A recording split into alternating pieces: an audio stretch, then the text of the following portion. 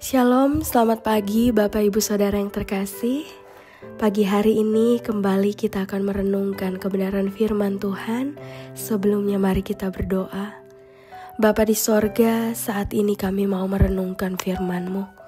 Tuhan pimpin hati dan pikiran kami, sehingga hati kami terbuka, menerima dan melakukan firman-Mu tiap-tiap hari.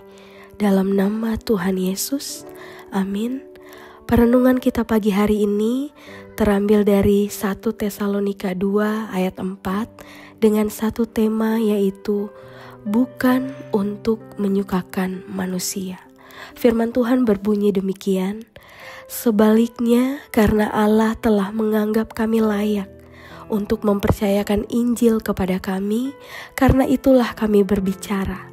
Bukan untuk menyukakan manusia, melainkan untuk menyukakan Allah yang menguji hati kita.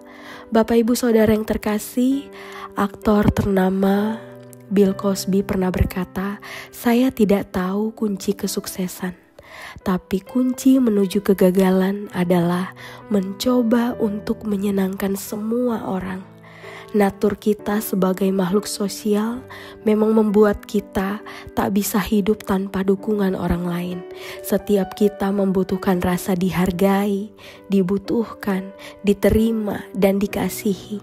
Karena hal inilah kita cenderung menyukakan orang lain. Namun persoalannya, seringkali keinginan untuk menyukakan orang lain tertanam begitu kuat sampai-sampai bisa meruntuhkan prinsip-prinsip firman Tuhan yang seharusnya kita hidupi.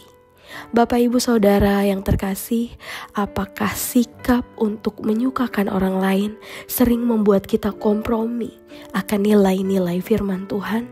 Apakah kita berusaha melakukan banyak hal agar orang lain senang dengan kita? Atau kita merasa perlu menyukakan orang lain karena takut mengalami penolakan? Seperti halnya orang-orang yang tidak berani berkata secara terang-terangan tentang Yesus karena takut terhadap orang-orang Yahudi.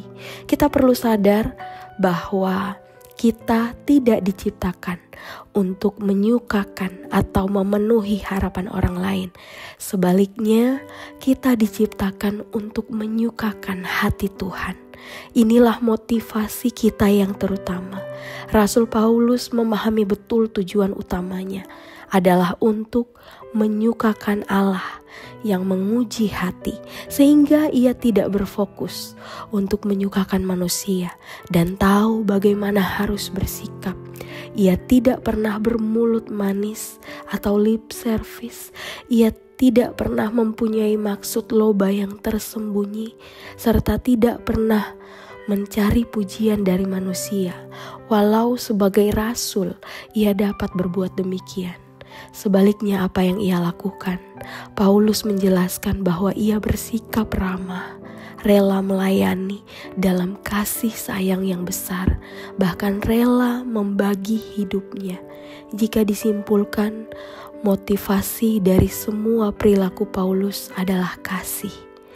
Tuhan yang mengenal dan maha menguji hati, mengetahui segala motivasi kita.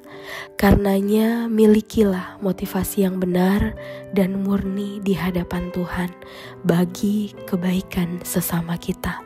Amin untuk kebenaran firman Tuhan. Mari kita berdoa. Bapa di sorga, terima kasih untuk perenungan hari ini. Tuhan yang pimpin hati pikiran kami.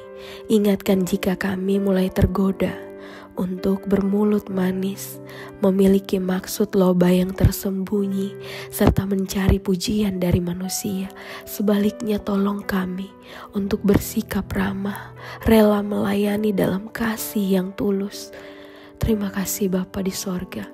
Biarlah nama Tuhan yang dipuji dan dimuliakan lewat kehidupan kami. Terima kasih Tuhan, ini doa kami. Kami akan melanjutkan segala aktivitas kami di sepanjang hari ini. Tuhan yang pimpin dan sertai kami. Dalam nama Tuhan Yesus, amin.